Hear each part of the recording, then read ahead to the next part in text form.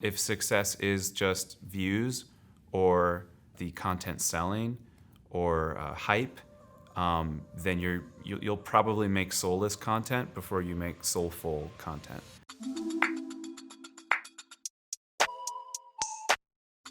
It's easier to talk about the idea and come up with it and say, wow, that's really powerful. I really connect with that. I have a vision for how to make that film or to make that series. The harder part is actually getting people to watch and getting people to click and getting them to engage with it, because what you're competing against is a multi-billion-dollar industry that is very strategic and really, really good at marketing content and getting people to watch it. If you can measure success of what your content is based off of how people are connecting with it and how it's changing them, that's what I'm more interested in. I think the world needs more artists that are less concerned with how many clicks, likes, and views that they're getting, and it needs more artists that are more concerned with who they are becoming because of the art that they're creating and how it's encouraging other people to become better versions of themselves.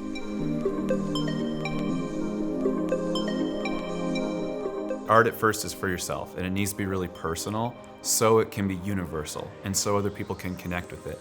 But at some point you're done with it and it's all about the audience and it's all about other people, and you have to detach yourself from it and say, hey, like, I've put my soul into this, now I'm gonna send it out and I'm gonna see if other people see some of their own soul in it or see some of themselves in it, see if it can move them.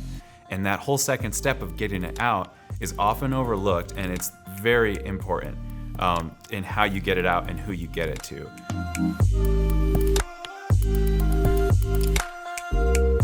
Whether you're doing scripted or unscripted content, it is essential to have compelling characters. It's essential to have a well-structured story. It's essential to have entertainment value and intrigue behind it. And it's essential to have a really strong theme. In terms of story structure, it needs to be intentional, it needs to be well thought out. In terms of characters, in a scripted piece, you need to have a very well put together character journey. You can't just say, well, it's a documentary and that's what they did. You don't get that excuse. So you need to have a very well thought out, and you need to do a really good job of crafting a character journey that's powerful and that's representative of the theme, and that's told with a good structure, and that's told in an entertaining way. So your character journey and the arc there has to touch on all four of the facets of this.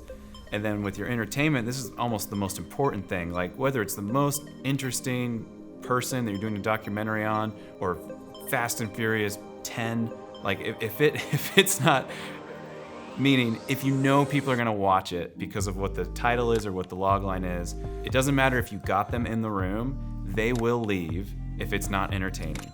So you can have the most well-structured story with the best characters ever, and a beautiful, important, meaningful theme, but if it's not entertaining, if it's not compelling, if it's not presented well, if it's not something that I want to look at, I'm just not gonna look at it. And audiences have become less forgiving and less tolerant of bad content and unentertaining content. The fourth facet of universal truths between scripted and unscripted storytelling is theme, your central dramatic argument.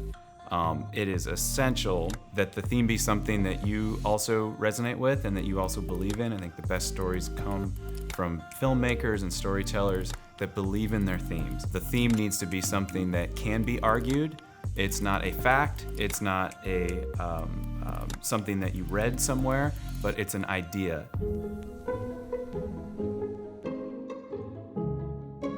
With unscripted storytelling, you're signing up for an art form that you cannot control. You're signing up for things that are constantly going to change and that will test your ability to react well to them and still tell a meaningful story that's well thought out and somewhat prepared and looks as good as possible. Unscripted storytelling is not easy. It's kind of like riding bareback. I've never ridden bareback. I know nothing about horses. Should not be talking about this. I would say unscripted filmmaking is tough, and it's going into the unknown, and it's signing up for things to change rapidly and for them to change sharply. You almost want that to happen. I think you get some of the most interesting documentary content when you go into it thinking you're doing one thing and then you discover facts or events or things that change what the actual content is. And it's just so important to be able to shift real time to follow the story, to follow your characters, to see what is really interesting to them and what's interesting to the story as a whole, and be ready to present the best version of what that is, not necessarily the version that you had in your head when you started.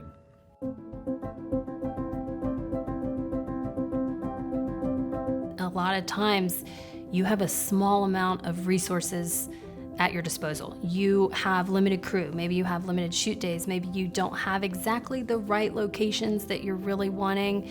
There's challenges, right? Like all of these things are very, very hard.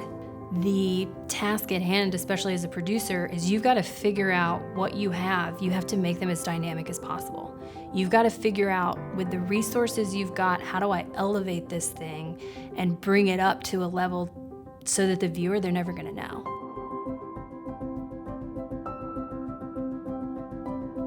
If you have an idea that you eat, sleep, and breathe, you want it sold so bad, you believe in it so much that you're just like, this is gonna get sold. Gosh, if you've got the heart and you've got the mental awareness just to stay steady on your goal and on your path, I think you can get it sold. To be successful in this world of high expectation but like low production resources and maybe low budget, you gotta keep going. The minute you stop, you're never gonna figure it out. So you just gotta have that resilience, you gotta keep going with it. Along the path of having sort of like mental strength in what you're doing, I think a lot of it goes with having a really good attitude. Especially as a producer, you're usually the one that people are looking to when you step on set. When you come into that production meeting, if you come in there and you've got a bad attitude, you got a frown on your face, everybody else is gonna see it and they're probably gonna drop. It starts from the top. You can't stay comfortable where you're at. When you stay complacent and when you are comfortable where you're sitting, you're not gonna move very far. I think you've got to get comfortable being uncomfortable. Right? I think it's in those moments where we're sort of teetering on that line and we feel a little bit uncomfortable. I don't really know if this is right to do. I don't really know if we should do this. I think that's when you kind of find the magic. I think if you can actually turn a wishful, what if we did idea into a compelling and heartfelt story, I think you're gonna be in business for a really long time. One of the really great things about the producers that I admire is that they're willing to look at their team. They're in a situation and it's just like, hey man, this is hard. You look at your team and you just recognize it with them. If you're sitting in the mud with them a little bit, you just look at them dead in the face and you just go, yeah, this is hard. I know it's hard. But you know what? Like, we're gonna figure it out.